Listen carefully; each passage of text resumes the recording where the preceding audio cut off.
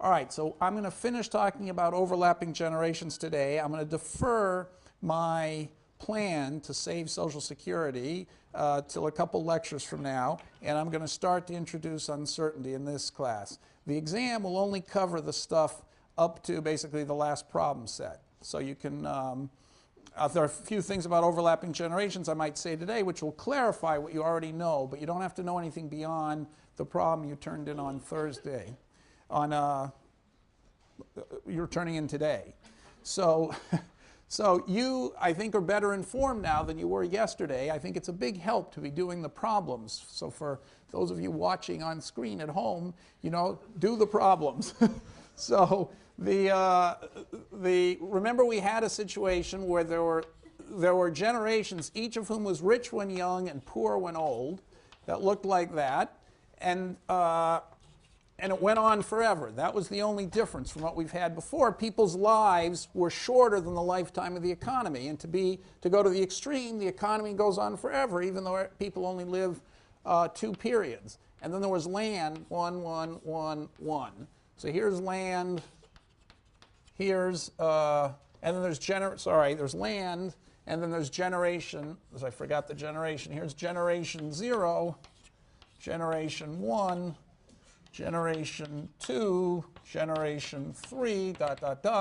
And time, this is time, and here's time 1, time 2, time 3, time 4, time 5, etc. Now this model, I've been told, is the hardest thing you do the entire class. Things are going to get much more complicated, but since they build up slowly, I think this model's the hardest thing that you have to do the entire class. So I realize it's a little bit confusing, but in the end, I don't think it's that complicated. And it reveals all the subtlety of Fisher's thinking. Not that Fisher understood about overlapping generations, but his ideas you can see here. So what are his ideas? You've got a complicated model in which you've got people trading apples when they're young against land. So the objects in the economy are land, which you're supposed to think of the stock market. Okay, so we've got land, and we've got land, yes, and we've got apples. So now what's interesting is the land is going to constantly change hands. So the young here are going to buy the land, but when they get old, they're going to sell the land. So the land is constantly changing hands. It's not that one person buys it at the beginning and holds it forever. So Fisher's formula, remember, was that the price of any asset was going to be equal to the discounted dividends. And the logic seemed to be at the time that the price, you know, if the person was going to buy the asset, they could take the money now, or they could wait and get all the dividends in the future. And they would compare, you know, what they would get out of the dividends in the future to what they have to give up today. But you see, in this example, it's a little more complicated. Nobody's going to hold the land and get all the dividends. Each person who buys the land knows that he's going to sell it long before the land is stopped, you know, before getting all the dividends from the land. And yet, the price of the land is still given by this formula. So we never used the fact in Fisher's argument that the same person had to hold the asset till the end. And so now we have a case, an extreme case, where people only hold the asset for 1 period. It's always turning over, turning over, turning over, but still the price of the asset is equal to the discounted dividends. So the secret to solving this problem, according to Fisher, is forget about the asset. That makes it too complicated. Fisher's argument, again, is take financial equilibrium. Maybe I should write it on a different board. Fisher's argument is financial equilibrium, okay.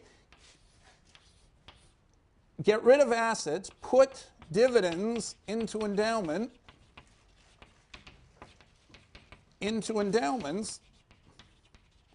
and transform it into general equilibrium, the very thing you solved in the first couple days of class, okay, and then go backwards and figure out what the financial equilibrium is.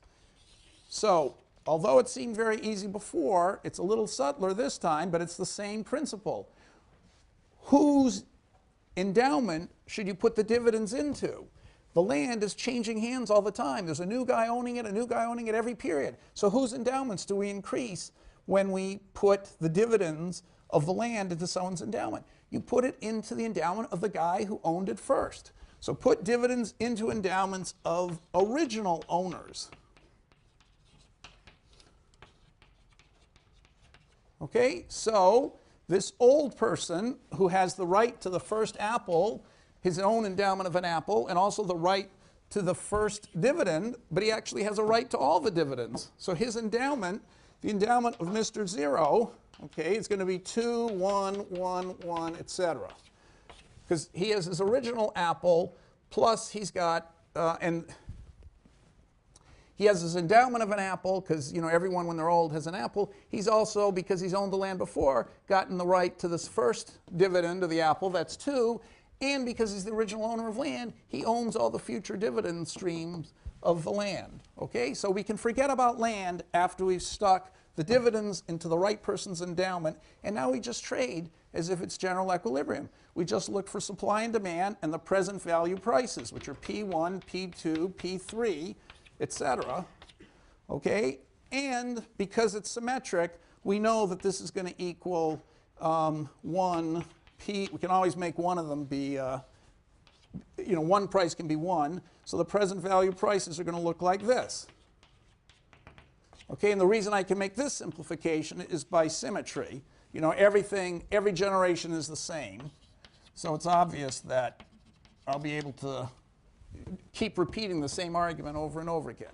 Okay, and so what do I have to, okay, so remember the land has disappeared here. Even though this generation is buying the land and selling the land, in Fisher's story, you don't have to pay attention to that. This guy bought the land and then he sold the land. So he, it was a fair trade. So he started, he started without it and ended without it. The fact that in between he used the land to save, you can already do that in a general equilibrium. You don't need to think about the land, because the only reason this guy is buying the land is to use it for a means of saving, which is already in Fisher's equations. So to solve for equilibrium is then quite simple. We just, in every generation, we look at, and remember I forgot to write the utility functions, so we have U of consumption when young and old is 1/2 log young plus 1/2 log old. Okay, and so therefore in equilibrium we have to have that 1/2 times the income of every generation. Every generation is going to have 3 when young plus 1 when old. Now from the point of view of any generation T, the prices are P, say 2 when young and P3 when old. Now remember, any generation cares only about relative prices. So I can call them P2 or P3, or I can call them 1 and P, because the ratio is going to be P. So much simpler to think of the prices as 1 and P. So the old guy, okay, if I'm doing any T, like this period 4, the old guy here, that's P4 and P3. He cares about P3 and P4, but he only cares about the ratio of P3 and P4, which is P. So from his point of view, he might as well have thought of them as 1 and P. So his income is 3 plus 1P, and he's going to spend half his income on that good, which for him is a relative price of P. The young guy is going to spend half his income, which is also 3 plus 1P.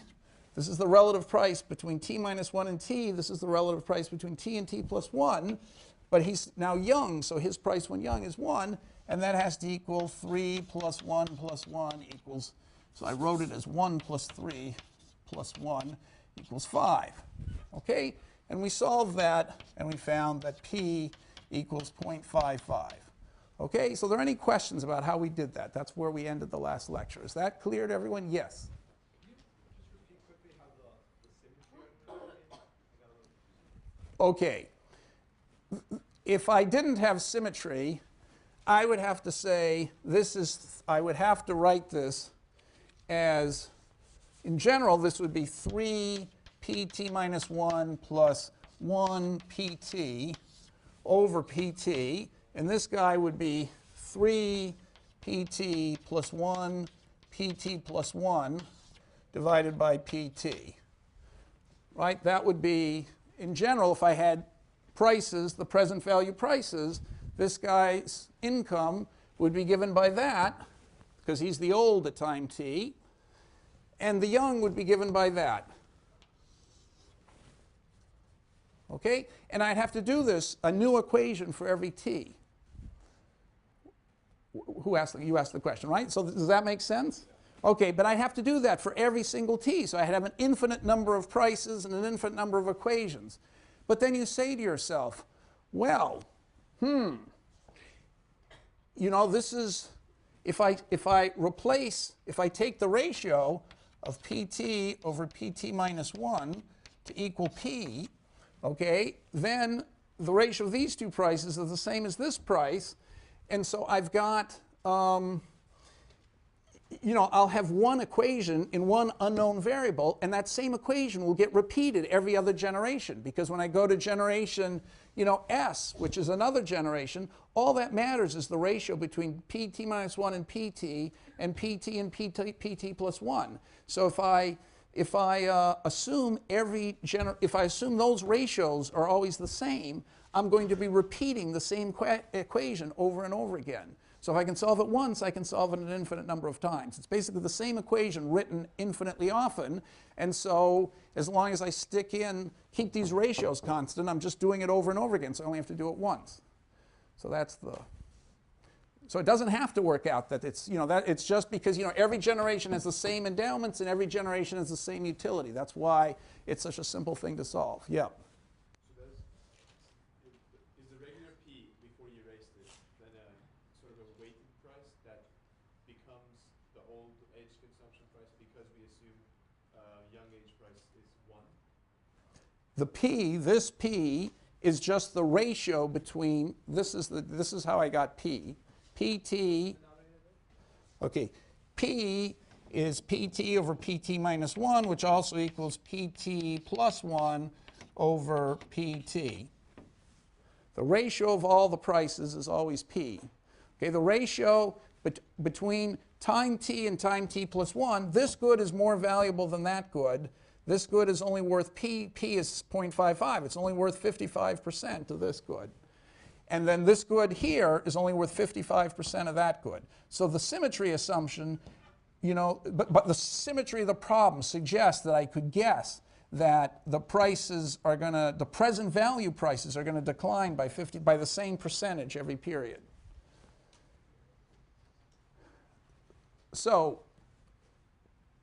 okay, so any other questions? I mean, we'll keep going with questions. Yes? Yeah, what is the endowment of the original old guy? He's the guy who owns the land. So what does he have? He has one apple when his endowment when he's old, like everybody else who's old. He has an apple, you know, his own tree in his backyard gives him an apple when he's old, okay? Or, you know, when he's an old man or an old woman, he can sort of, you know, barely scrape together one apple. Now, he also has the land. The land is his for all time. So the land is paying an apple every year forever. So his own apple when he's, you know, at time 1 plus the land's apple is this 2, and the land's produced as an apple every time in the future. So that's his endowment. I stuck the dividends of the land into his endowment. Are you assuming, is that like he lives forever, or are you just saying all the future dividends are part of his endowment? Right, I'm not assuming he lives forever. He doesn't. In fact, he knows he's going to die in period 1. He wants to do all his consuming in period 1. But he has endowments. So that's another subtle thing about this. You can own endowments that, you know, occur after you're dead. You know, if you own a tree, the land is going to be producing stuff long after you're dead. So when you sell off the land, you're selling off those future dividends. Okay, of course, you're not going to hold the land. If you don't care about your children, you're not going to hold the land beyond the time you live because you want to just consume as much as you can. So you're going to sell off the land and consume. But you're selling off all of these future dividends. Okay, so another thing this model gives us is a new argument for the real interest rate, real R being greater than 0. So why is it? Because from this formula, gosh, I was so clever. Where did I? Oh, here. From the price of the asset is discounted dividends. That's going to be 1 over 1 plus R plus 1 over 1 plus R squared plus 1 over 1 plus R cubed plus dot, dot, dot. By the way, that's equal to P plus p squared plus p cubed, you notice. Okay, so the discounted value of the dividends is the price of land. So the price of land, of course, has to be finite, you know, because, I mean, if the old guy owned a thing worth an infinite amount of money, he'd sell it and he'd buy everything in the world. So if you're going to have equilibrium, you know, there's no plot of land that sells for for $100 trillion. The price of every plot of land is some finite amount. So if the land is producing, you know, I think it's sort of realistic. Land is probably going to produce forever. As long as the world lasts, if you've got land, you'll get something out of it. Someone will always want the land. And so if it's going to have a finite price, the whole future dividends have to be discounted to a finite number. If you put 0 in here for R, you get infinity. So this presence of land is forcing the discount rate above 0. Okay, so it's another argument that Fisher never would have thought of, because he never thought about infinities or anything like that. Another argument for the interest rate, real interest rate, being positive. Okay, any other questions about this? So we reduce it to one equation, and I'll put back the p here in just one unknown.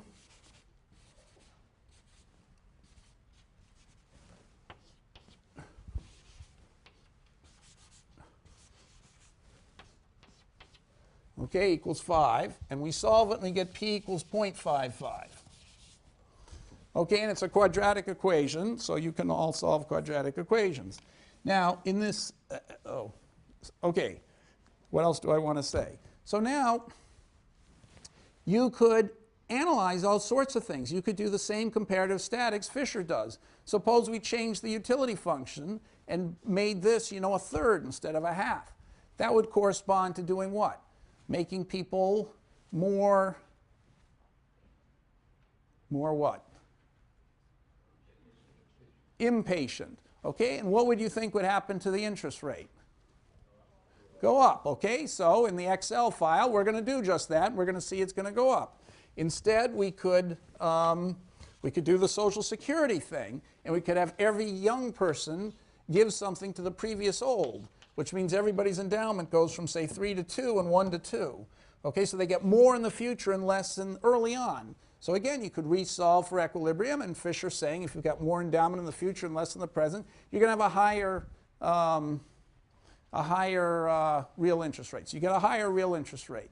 You know, you could make the land more productive and change this to a 2 everywhere and see what happens. Okay, so in this Excel file, I do that. Maybe I'll come back to that. So we're going to do those experiments in a second. But now I want to do two more things before I end this. The first is, I want to say, suppose we had growth in the economy. So what if you had growth? Where am I going to add growth? Over here. I shouldn't have erased that. So let's have growth. Okay, what happens?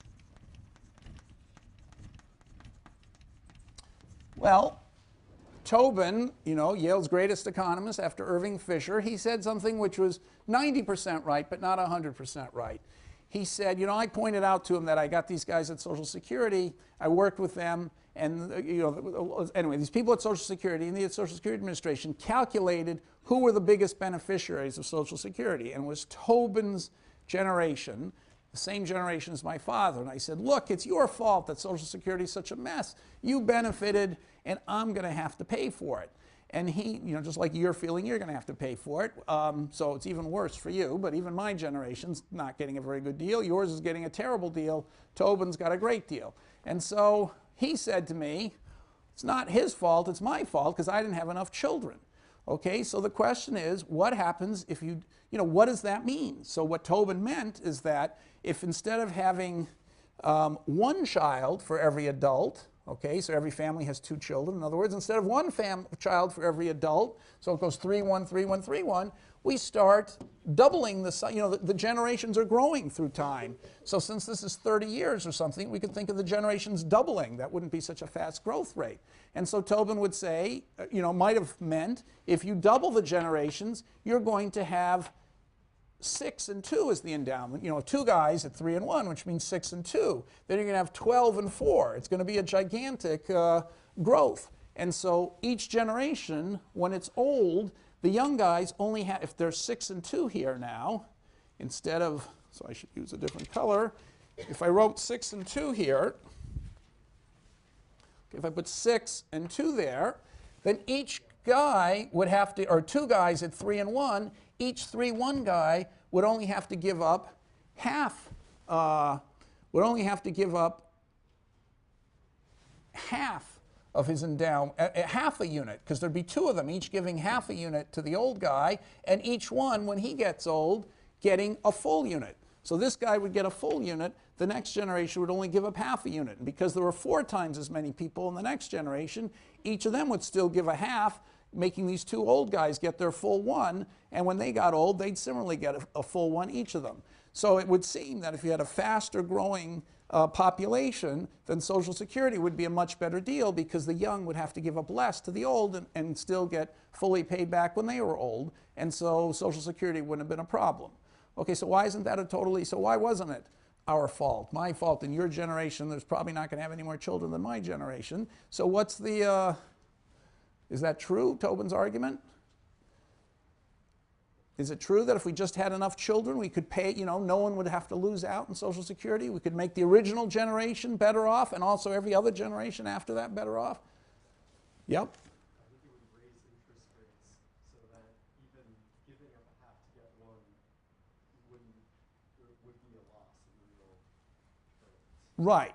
Okay, exactly. And so you can't know that until you actually solve a model. So the point is that if the generations keep growing like that, the interest rate is going to go up, and so it's still going to be a loss, because although you're going to be trading off minus a half to get 1 as opposed to minus 1 to get 1, so this looks like a much better scenario. Once you get to this scenario, there's going to be a bigger interest rate. So remember, the present value of that trade is minus 1 plus 1 over 1 plus r. That's why it's negative, because r is positive. Here it's minus a half plus 1 over 1 plus r. Okay, but that's a different r. That's an r, I'll put it at the top. That's in a new economy, a growing economy, and that r is going to be a bigger r. So you're going to, even though it's minus a half instead of 1, this thing's going to be small enough, so you still end up losing money. Okay, but you'd never know that unless you solved it.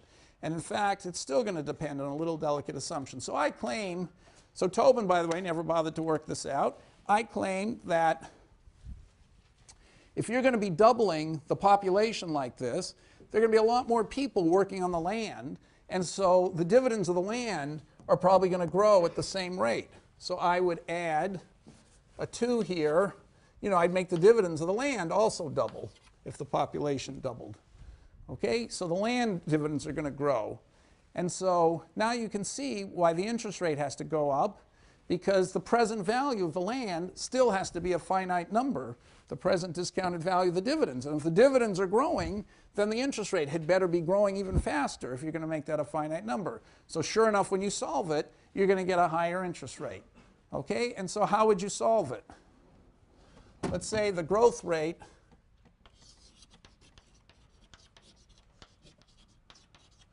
equals 1 plus is g, so 1 plus g. The growth rate is g, and so every generation is 1 plus g times bigger the previous generation.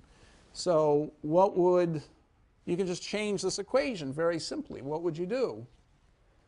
Well, for any generation, it's the same equation, except that you've got 1 plus g times as many old guys as you have, these are young guys. The number of young guys is 1 plus g times the number of old guys. So if it's generation t, so this would be 1 plus, at time t, this would be 1 plus g to the t minus 1, and this would get multiplied by 1 plus g to the t, okay, and then the dividend, 5, so everybody's endowment is also going up, so it would be, well, actually I screwed up, it would be the old guy 1 times 1 plus g to the t minus 1 plus the young guys times 1 plus g to the t plus the dividend times 1 plus g to the t, or t minus 1, whichever. Okay, so that's the new equation. And then you can you can divide through by 1 plus g to the t minus 1. So right, so this is for this is period t's market clearing equation. But you see I haven't, okay, because the number of old guys is, for each one of them is behaving like that, but they're now this many of them. And the young guys are behaving just as before, but there are this many of them, more of them.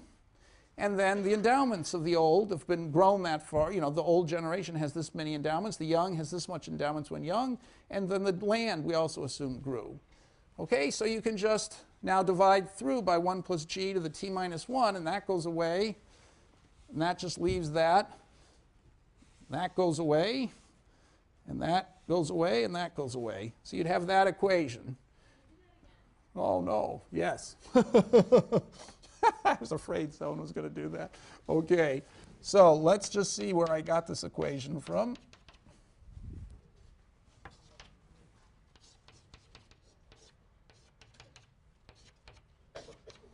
Okay, so I took my original equation, which didn't have any 1 plus g's in it, and I just said if I had growth in the economy, it's no big deal to take that into account.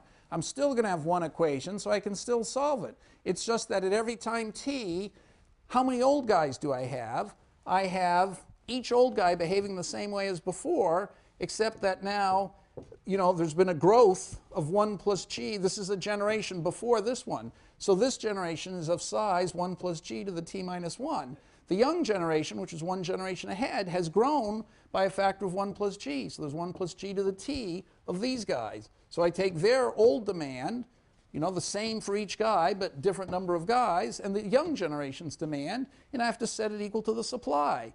But that's just the old guy's endowment, so 1 for each old guy, and there are that many old guys, plus the young guy's endowment, same as before, and there are that many of them, plus the land, which I've also assumed has been doubling. 1 plus g is 2, so the land is also doubling. And I'm not sure whether I called this t or t minus 1, but either one, it's not going to make a big difference. Okay? So who asked the questions? You followed that, right? So now I just say I can simplify. I've got 1 plus g's everywhere, so I can cancel a lot of them out. That's all I did. So if I divide by 1 plus g to the t minus 1, I just get rid of the 1 plus g to the t minus 1s. I change 1 plus g to the t divided by 1 plus g to the t minus 1. That's just to the first power. I got rid of this one. I made this to the first power and this to the first power. Okay, so I can solve that perfectly easily. Okay, and I'll do that in Excel in a second.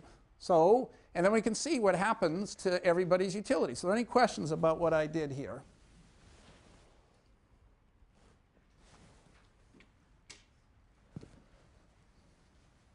Yes? I know you said for the dividend it doesn't matter whether you use t or t minus 1. Yeah, it's going to change the answer, but it's going to qualitatively be the same. Okay. So if we were doing this numerically, would you still want to go to the old generation and do t minus 1? Well, it depends whether when I do this I want to say this is 2, 4, 8, 16, or whether I want to call it 1, 2, 4, 8, 16. So I don't know which is the right thing to. Probably I should have done 1, 2, 4, 8. Probably the way I have it here, which is t minus 1. Okay, any other questions about this? Okay, so the last thing to do is to just do it numerically, because it's a pain to have to solve these. These quadratic things. It's only one equation, but it's still a pain to solve. And I happen to have written a file that you can use to solve these all automatically.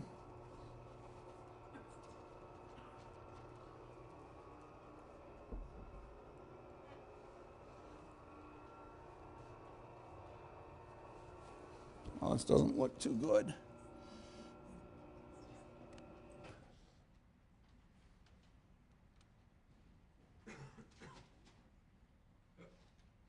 Okay, so the first case I did is I say, suppose A, that's the exponent for how patient you are, it's half. Okay, that's the first exponent. Half, half, so I always can make the log utilities, the two coefficients, so it's A log B, so I'm assuming utility here, U of young and old, is A log young plus B, plus 1 minus A log old consumption. Okay, so A I took to be a half. That's just what we were figuring out. I took the endowments when young to be 3 and when old to be 1, and the land output to be 1 forever. And then whatever, the price is what I'm going to try and solve for. And so I solved the market clearing equation and squared it and, did Excel solver. And I got the consumption, which we figured out was 1775 when young, and when old was 3.225, which adds up to, the two of them add up to 5 together, just as we thought. And so I even calculated the utility of each of the people. I didn't take log utility.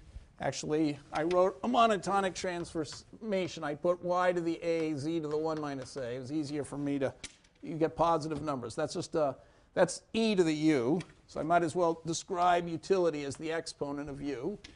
Take e to it, so it's a positive number. When you do logs of small numbers, you get negatives, so that's easier to look at.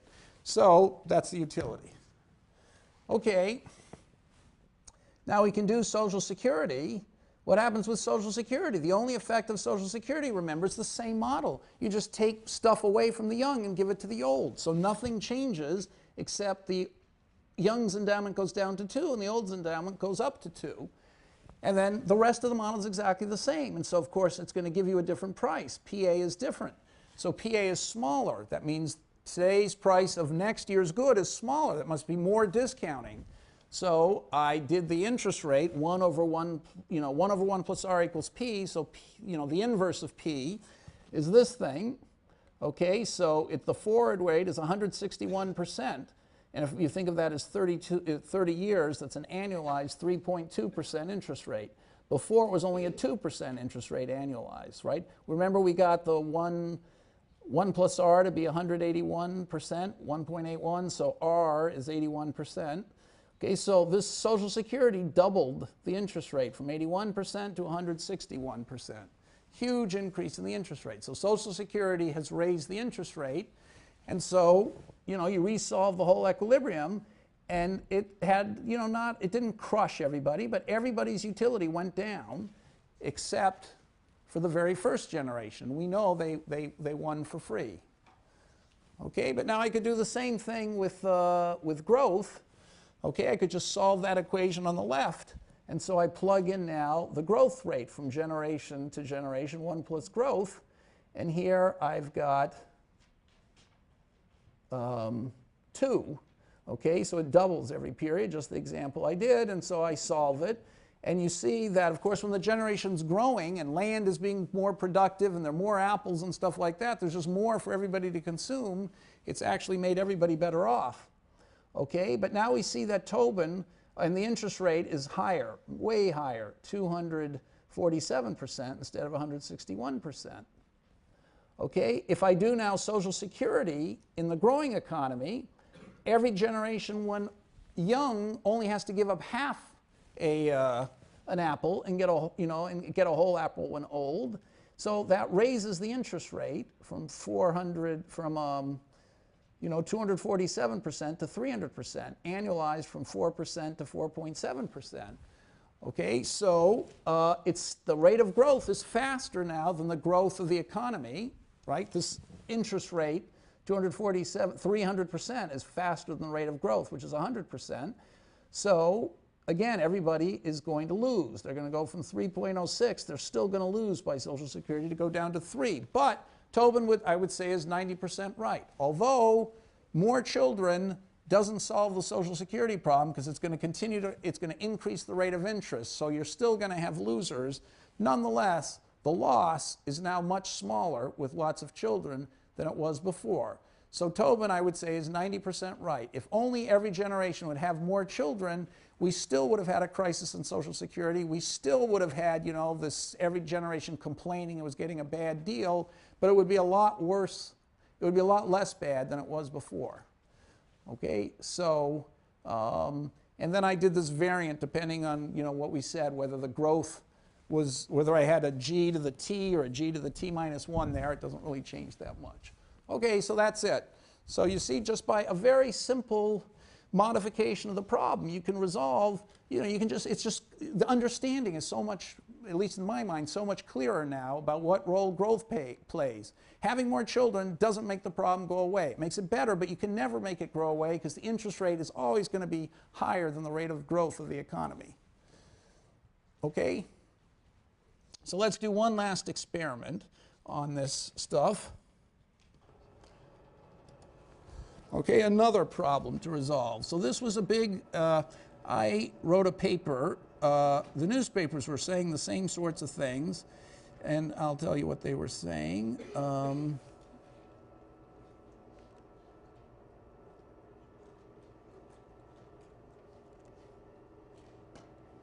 Oh no, I didn't mistake. Sorry.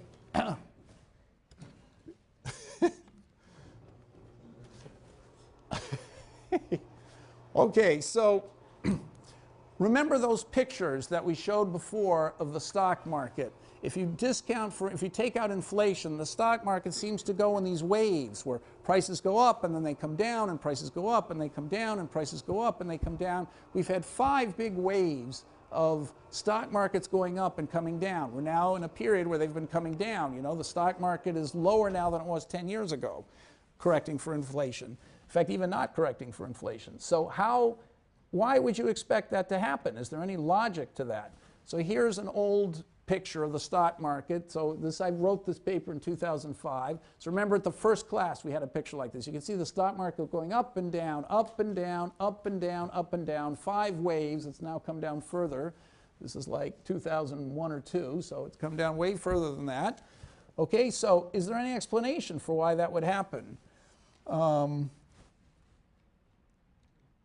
So here's an explanation I gave in a paper, which a lot of people in the newspapers were giving.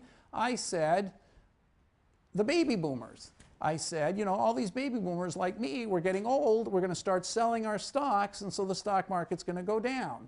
And so, so that's what newspapers were saying too. The difference is that the economists criticize the newspapers and me, and they say, oh, you're crazy, they said. The stock market, it can't be that the stock market is going to go down, and everybody knows it's going to go down, because if we knew it was going to go down in the future, it would have already gone down now. And so you have to give an argument. So what I pointed out was that if you look at the history of live births, you get the same cycle. Look, it went up and down, up and down. I don't know if you can read that. I can hardly read it myself. What years are these? Why is it so unreadable? Let's just see if I blow it up a little bit, whether that... Okay, now I can see it. Okay, so this is 1910, 20, 30, 40, 50, 60, 70, 80, 90, 2000. So you can see these are live births. So birth, you know, there was a baby boom and then a plummet. Then another huge baby boom, that's the famous baby boom, my baby boom, and then a plummet. And then there was another baby boom, you know, I forgot what they call it, the X generation or whatever it is, some other baby boom that happened, basically my baby boomers, me having lots of, you know, having children, another big baby boom, and then birth rates are going to go down. So I think that you are, the number of 18-year-olds in the country is, you know, at its all-time high, or is going to be in 2 years when my poor son tries to get into college. And so and then it's going to go down again. So this is a cyclical thing that keeps happening over and over again with baby booms and busts. And everybody knows about the baby boom after the war, my generation, the 50s and 60s, when I was born. Everybody knows about that, but they don't realize that there's been baby boom after baby boom after baby boom, and this is a cyclical phenomenon. And then the thing they really don't know is that it's exactly the same as the stock market, that the stock market followed, those 5 patterns in the stock market were the same patterns of the baby boom. Okay, so I'm going to end with that picture. So, okay, so a picture is worth 1,000 words, but it's not that compelling an argument. You need a little bit of analytics. Suppose everybody knew that generations were going to get bigger and then smaller and then bigger and then smaller. Would the stock market go up and then down and then up and then down, as I was saying and as all these newspaper columnists were saying, or would it just stay the same as these less imaginative economists critiquers were saying that it couldn't have anything to do with demography, because by rationality people would look forward and they'd anticipate it going down, and so they'd all sell before it went down so it would never go down. And okay, so it turns out it does go up and down. Okay, and that argument the economists gave doesn't make any sense, because they were implicitly assuming that the rate of interest stayed the same the whole time. And if the rate of interest doesn't stay the same, then there's no reason why the stock market has to stay the same. So let's go back to where we were before and change the model a little bit. So let's suppose that the model is an alternation between big generations and small generations. So let's suppose that you have 6-2, 3-1, and 6-2. And I think I kept, so it's a good question, what should I do with land? I think I kept it at 1 every period. God, I hope that wasn't the key to the result. Okay, so in the paper, of course, I had, people living 80 years, and I had their income, reflecting the sort of trend in income over the lifetime. But anyway, for the purposes of this class, let's say there's a small generation where it goes, young 3, old 1. Then the next generation, which is just 2 guys, so they're both 3-1 guys, so in aggregate they're going to be 6-2. The next generation is 3-1, the next generation 6-2, the next generation is 3-1, and it keeps alternating like that forever. Okay, now, how would you solve for equilibrium?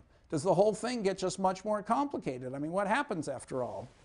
Are there any questions here about what we're doing? So it looks way more complicated, but it's not.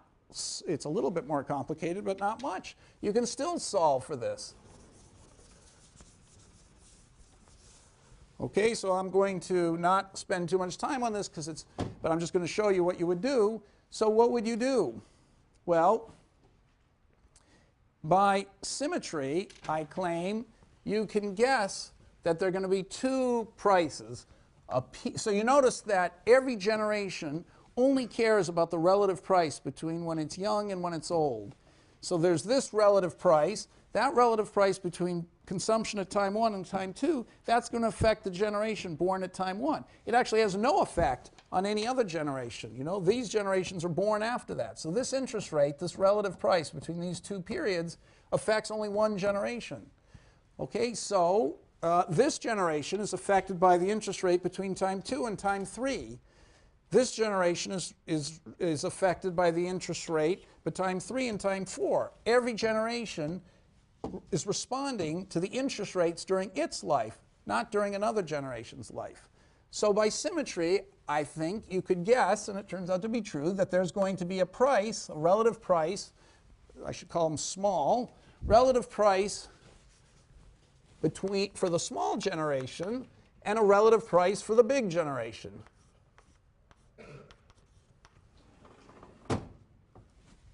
Okay, and the same thing is going to happen. So this is going to be, this relative price will be P small, this will be P big, and then we'll get P small again here, and P big connecting these guys. And it's just going to keep repeating itself over and over again. And by symmetry, you could guess that the equilibrium would look like that. Is this making sense? It's not making sense. Is it making sense? So what would I have to check to see that there's equilibrium? Well, any generation, so let's do it over here. Let's do a small generation.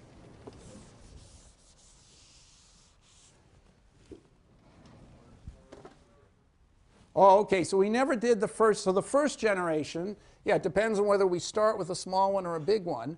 But remember, if we can clear all the markets for all time except the first market, that one has to automatically clear. That's Fisher also, that was Walras's insight. Okay, so we know that if we can clear all these, the first one's going to look very different, but it's going to clear anyway, so I don't really have to worry about it. So we'll see why that works. So what are the generations? So I'm going to now talk about market clearing at any time except the first one, which is more complicated. The first one seems really complicated because there's this guy Zero who owns these dividends that go on forever. But of course, they're just worth the price of land, which he's going to sell off. So, but anyway, we'll come back to that in a second. So in every generation, every time period, you're either going to have when small generation is young, okay, what do you get? What's the market clearing equation going to be?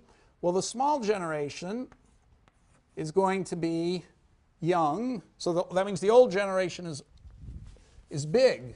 Sorry, so there's a half here. So the big old guys, their endowment is going to be 3, sorry, it's going to be 6. There are 2 of them, so I can multiply, I can put the 2 out here. 3 plus 1 P big, okay, divided by P big. That's the big old generation, plus, and the young generation, there's just they're the usual 3 plus 1 P young divided by 1, okay, has to equal, now how many endowments do we have? We've got 2 old guys plus, each owning 1, so that's 2 times 1, that's their endowment, plus 3, that's the young guys, plus the land dividend, so that's 6.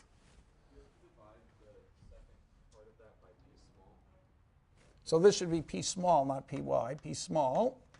No, I don't, because the old guys, the big generation is old, so small generation is young. So the young generation, they're consuming in their youth now, so they're looking at their endowment. The price when they're young is 1. So their young endowment is 3, their old endowment, their income is 3 times the price to them of 1 when they're young, plus the endowment of 1 when they're old times P small, divided by the price when they're young, which they're thinking of as 1, right? They only care about the relative price between young and old. And that relative price is determined by P small. So I could call it PT and PT plus 1, but I know that ratio is going to be P small. So really it only depends on the ratio, so I might as well just use the ratio, P small. This is a crucial idea that I've used 100 times, and I think I've used it now 3 or 4 times anyway. So, but I think some of you don't quite know what the hell I'm talking about. So somebody ask me a question if they don't know why this is right. Whoever just asked it, maybe you still don't know why it's right. Who asked this question a minute ago? Yes. Do you understand how I got this, or you do? Okay? But when the old guys, see the old guys, which is the big generation, we're clearing time, we're looking at this time. So the total endowment is 3 for the young generation. Their endowment is 2, and the 1 unit of land, that's where I got the total supply of 6. So this generation, when it's young, they care about the P small, the relative price between here and here. And so they're looking at P small, the relative price of 1 to P small. The old generation, at the same time, is looking over their lifetime at the ratio of consumption here to here, which is given by P big. So they've got a P big here, and they're consuming when old, so they're dividing by P big. Okay? But now we've got a second equation, which is when big generation is young. So why don't you tell me what that equation is going to be? How much is the endowment when the big generation is young? So that's maybe clearing at this time. Here the big generation is young, so what's the endowment? It's going to be the young. So the old, there's only going to be 1 old guy. There are going to be 2 young guys, each have endowment of 3, plus 1 unit of land, so that's 8. And you can see that adds up to 6 plus 1 plus 1 is 8. Okay, and what's their demand? What's the demand for the 2? So there's the old. What are the old going to be doing here? It's in this generation we're doing the market clearing. Somebody knows how to answer this. Yeah. Don't they have 2 when they're old as well? So 2 times 3 plus 2. Over here, the small generation only has 1 when it's old. Big generation. But big generation, that's over here. We're clearing at this time period. So there's a bunch of young guys and just a few old guys. So the endowments are 6 plus 1 plus 1. The time is going that way. So that's why that's an 8 over here. So 1 So this is the one old guy's endowment, 2 young guys who have 3 each, that's endowment of 6, plus the land is 1, so you get 8. That's how I got an 8 over there.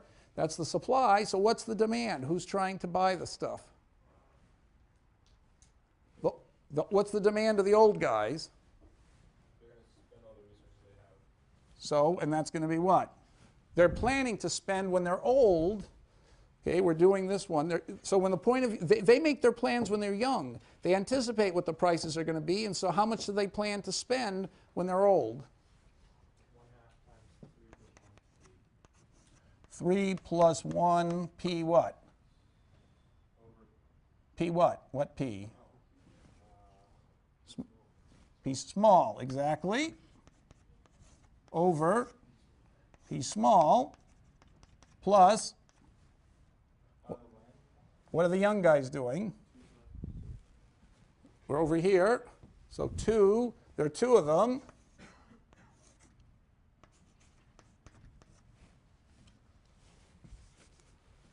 What's this? P what? Big, divided by, oh, there's a half here. Yeah, over what?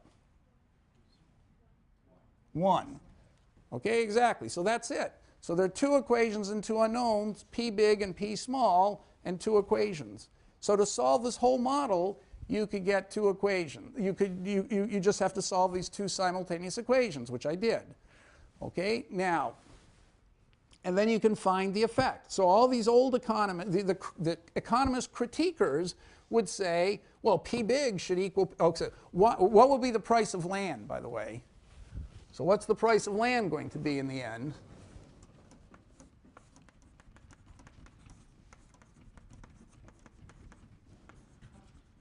What's going to be the price of land, according to Fisher, at time 1?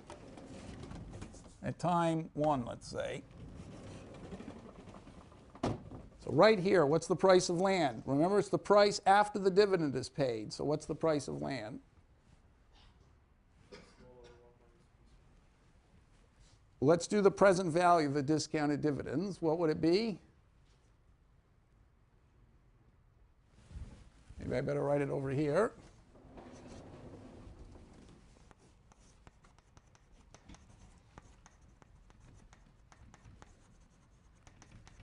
Remember, the dividends are just 1 plus 1, 1 plus, so there's going to be 1 plus 1 plus 1 plus 1, but I'm going to be discounting, I'm going to be multiplying by something. So what is the price of land? P small, incidentally, equals, I could always write that as 1 over 1 plus R small. And I could write P big as 1 over 1 plus R big. Okay, so what's the price of land going to be?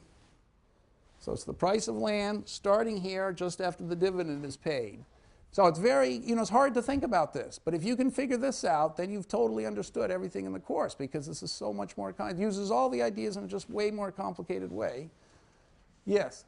It's a geometric average of R of small and R of big. Well, start telling me the formula. So if I want to multiply, if I want to do the first terms, what is this first term? It's R. R of small. So you would put 1 plus R small here. Okay, and now what would you put over here? What? 1 plus R big. You'd put 1 plus R big here. Times 1 plus R. Okay, very good. So now you guys really know what's going on. And what would you put over here? Times 1 plus R small. Okay, exactly. 1 plus R small times 1 plus R big times 1 plus R small. Okay, that's that one. I'm going to stop with that. Too much. Okay, plus dot, dot, dot. Okay, so you have the idea now. What's the idea? Discounting between, you're taking the present value of all the dividends. So this dividend, you have to discount it by 1 plus R small. This one, you have to discount it twice. First to bring it back here, that's 1 plus R big. Then to bring it back here, that's another 1 plus R small. So 1 plus R big, 1 plus R small. The third dividend, you discount first at the small, discount, then at the big discount, then at the small discount. Just like that. You keep adding them. So why should the prices, what if you look at the price of land at time 2? Is it the same number as that? Is it the same formula? It's not the same formula because at time 2 you're starting here and the first discount is P big. Okay, so it's going to be 1 over 1 plus R big plus 1 over 1 plus R big times 1 plus R small plus 1 over 1 plus R big times 1 plus R small times 1 plus R big plus dot dot dot. So this isn't the same as that. Okay, it would only be the same as that if R big was equal to R small, if P small was equal to P big. So which one do you think is so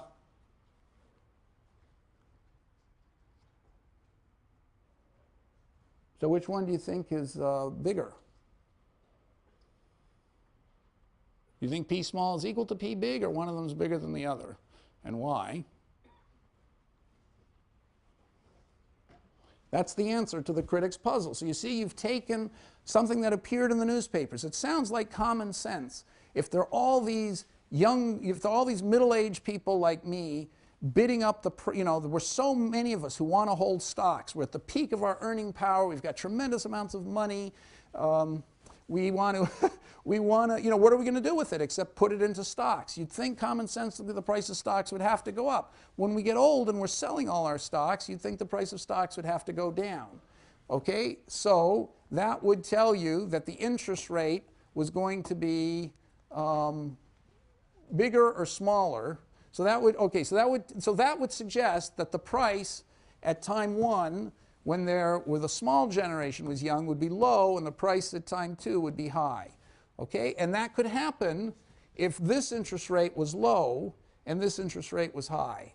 Okay, but does that happen or does that happen? You can't know until you solve it in a model. The critics said, oh, that can't be right because somehow, the price should even out and everybody will be looking ahead and buying or selling at the right time. You can't buy and sell at the right time because you're going to be dead. So you don't have much choice except when you're young here to save and when you're old here to dissave. So, they seem not to have overlooked that small problem. So anyway, okay, so the point is that to know the answer, you can't just reason it out verbally. You have to write down a model, solve for the model, and see what happens. And sure enough, it happens like, okay, so we'll go back to the paper now. Well, okay, are there any questions about this?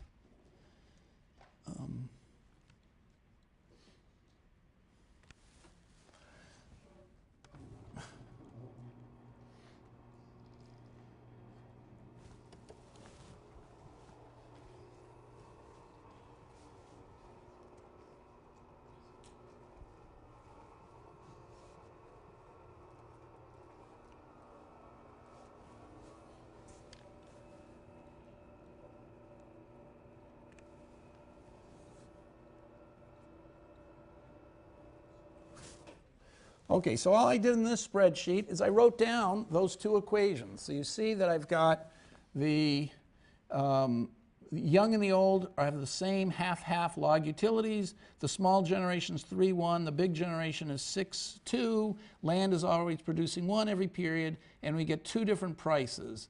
The price is called PA. That's the A generation, which is the small generation, and the B generation, which is the big generation. So you can see that PA is a very small number when the generation is small, and that means the discount rate is very high. So a high interest rate when the generation is small, and a low interest rate when the generations are big.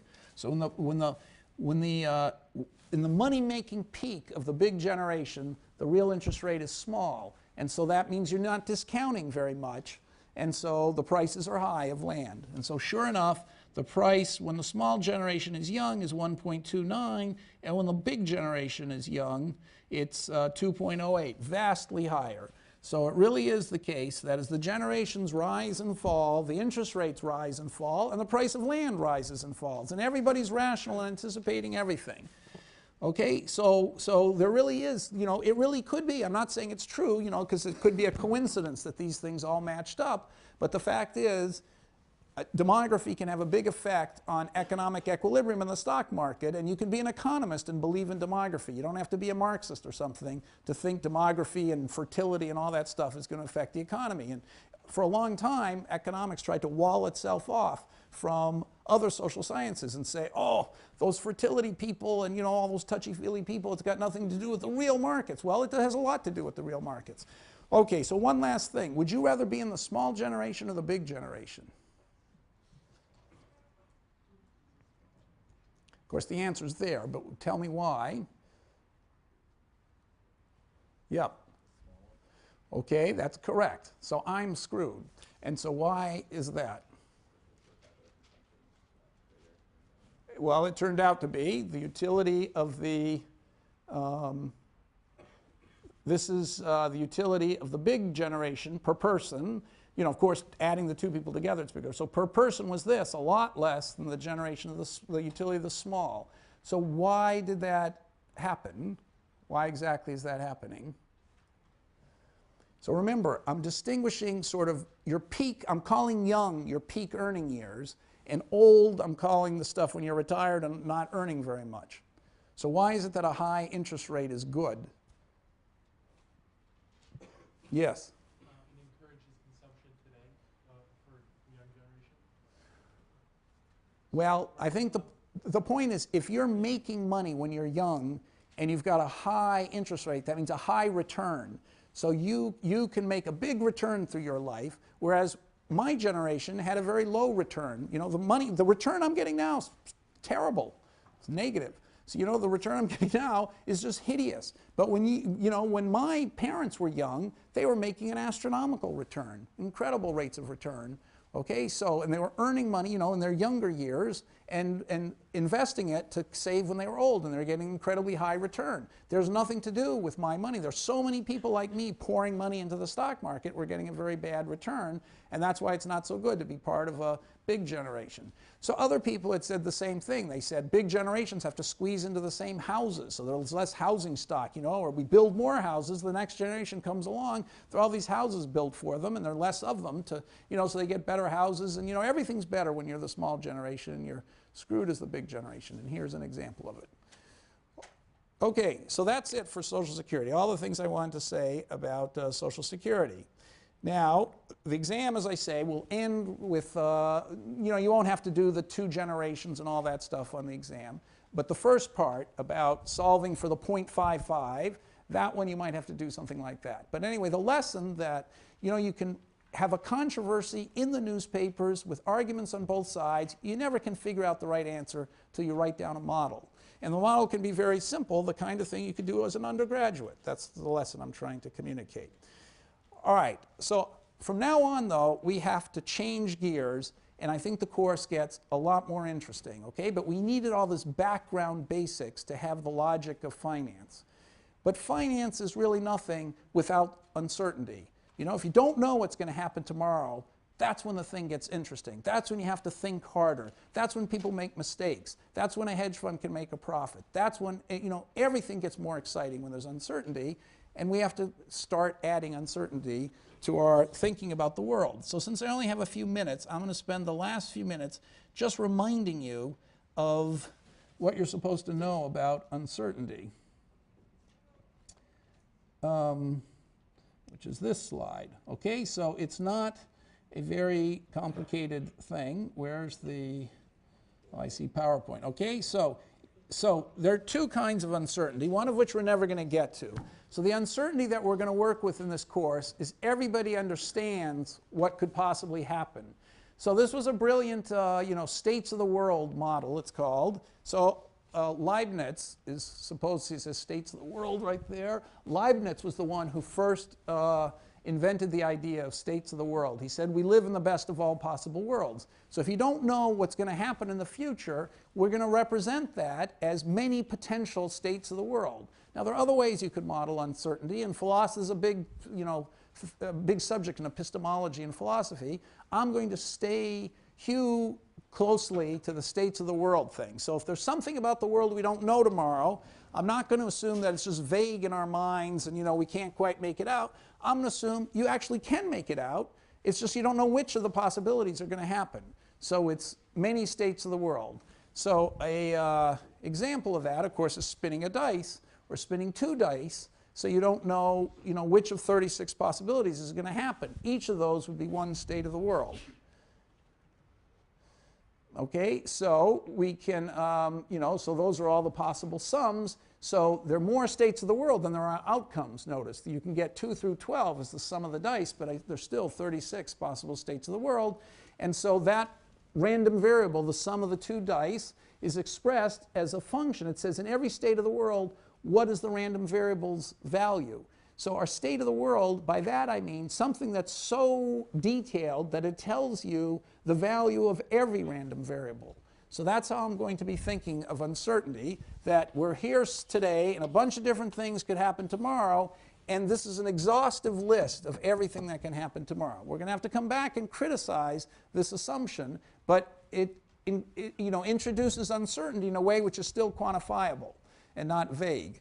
Okay, so you can talk about the histogram of outcomes of the dice, how many ways, what chances are the chances of getting a 7, 6 out of 36, etc. So this is stuff I'm sure you all know. Okay, the most famous histogram in all of mathematics is the normal distribution, which I don't have time to explain. And so a normal distribution, remember, is this exponential thing. The dice example, is sort of looks like it. In fact, if you had enough, dice and you kept averaging their outcome, it would be normally distributed. So lots of things turn out to be normal. One of the properties of normal is that the tail gets small very quickly. Okay, and so you're not going to get very many outliers. The normal distribution is a very common distribution. There are lots of reasons why it should occur all the time, and it's also mathematically very easy to work with. And so economists for a long time assumed everything was normally distributed, but an implication, as I say, of normal distribution is that it's very unlikely something extreme is going to happen because this thing goes down exponentially fast to 0. So you're almost never going to see something way out here.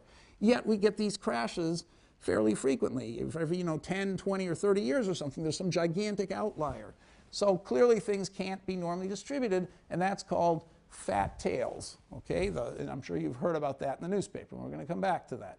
Okay, now there are a couple things that you need to know. So you can represent the payoff of any random variable as a picture, in every state, what its payoff. Okay, so a riskless random variable, riskless investment will pay the same amount in every state. So I still have a few minutes here. Okay, okay, so now 2 incredibly important concepts, which I'm sure you know, or at least the mean you know. Just the average, what's the expected payoff? So the expected payoff is you multiply the outcome in every state by the probability of the state, and you add it up.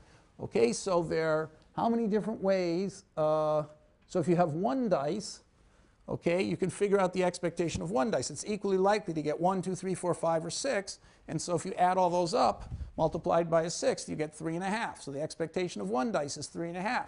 The expectation of 2 die is therefore, okay, so that's 1 dice.